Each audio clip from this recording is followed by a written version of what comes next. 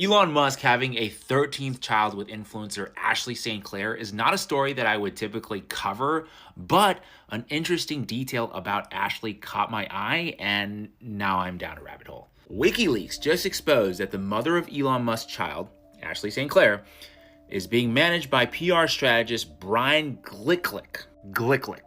Brian Glicklick. That's hard to say. Anyway, important part is that Brian has received $598,000 from an Israeli security firm.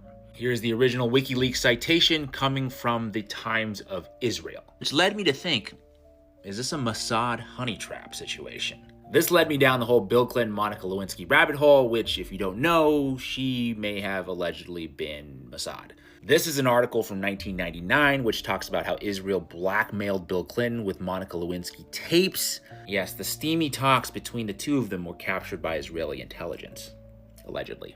Details came from this book, Gideon Spies: The Secret History of the Mossad by Gordon Thomas. Then about a decade later, another book came out that pretty much corroborated the same story, except this time with the added detail that the Clinton-Lewinsky tapes were used in order to negotiate the release of Jonathan Pollard, who was an American intelligence official turned Israeli spy. Quote, a New York Times article from November 1998 reported that the two leaders, referring to Netanyahu and Clinton, had discussed Pollard's release during the ill-fated conference, and that the Israelis had told the president something that opened up the possibility of Pollard's release, something the Clinton administration had explicitly ruled out during the first 6 years of his presidency. The Times article noted that a White House spokesperson told a reporter that Clinton was simply newly impressed by the force of Netanyahu's arguments. Isn't it interesting that time and time again, president after president, they have all found Netanyahu to be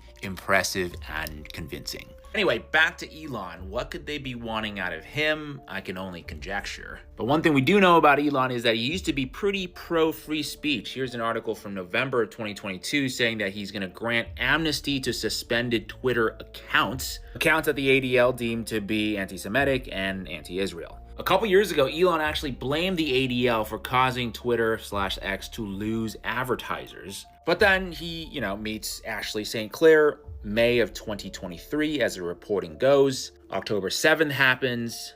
November, Elon is taking a trip to Israel to quote-unquote learn the truth.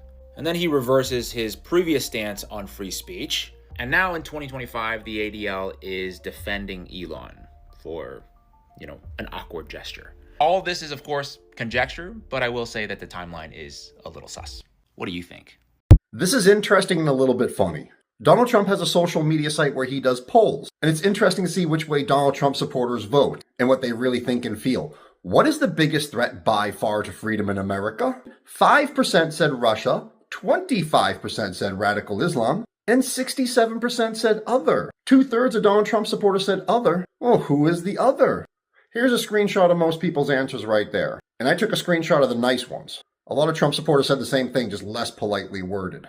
And here's another one. Who is the worst enemy to America? 6% of Trump supporters said Russia, 27% said the Panda Bears, 12% said Iran, and 55% said other. That's more than half of Trump supporters. But now who is the other?